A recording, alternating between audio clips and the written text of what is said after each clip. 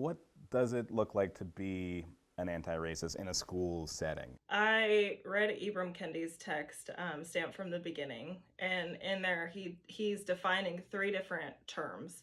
And he talks about how there's two types of racism or racists. There's segregationists and there's assimilationists.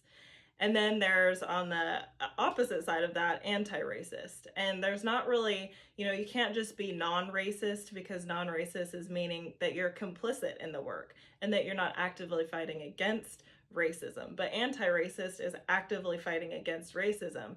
And I think that just more generally and more broadly, I think that there's quite a few people that have moved past the segregationist in terms of, we hate Black people and we want them over here and to have nothing to do with them. I don't see as much of that overt hate thinking about, our own school setting within our school district. Of course, that's still happening. We see a lot of examples of that.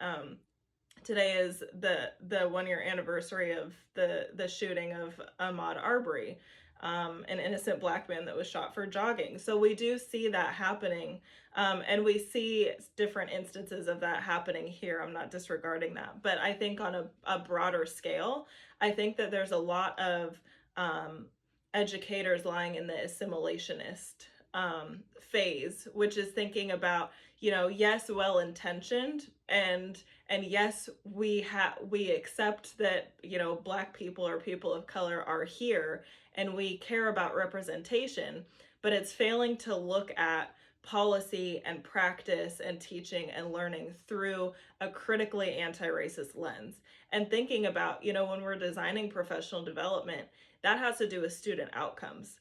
But we have to be critically thinking about what student outcomes should be. Are they wrapped up in standardized testing? Are they wrapped up in, how well a student can bubble in and answer, or how fast that they can answer something? Like, no, it's so much more beyond that. And so anti-racism to me is thinking about how we can critically look at the policies and practices that we have, the teaching strategies that we have, the types of curriculum that there is, the way that the schoolhouse is even set up. Are we making decisions based on what our perceptions are and how we think about things as adults, or are we actively incorporating and partnering with families and students, while also centering the voices of minoritized students and families? Like, there's so many different questions to this, and I think it's a lot about question posing, but like Paulo Freire talked about, is problem posing. And so we have to be good at posing problems and finding and seeking out problems. And just like a quick example of that, I feel like, is my mom and I over the break watched the movie Get Out. And we watched it, that was the second time we watched it. The first time we watched it was when it came out. And we had been told that it was just a scary movie. And we're like, okay, so we watched it through that lens. It was that we weren't questioning what we were seeing or critically thinking about some of the themes that arose. But this time when we watched it, we were watching it through a lens of, thinking about it to make an analysis. And so when we watched it, we were like, oh, wow. So they keep drawing on this thing called the Sunken Place. What does that mean? Let's go to Google and research it.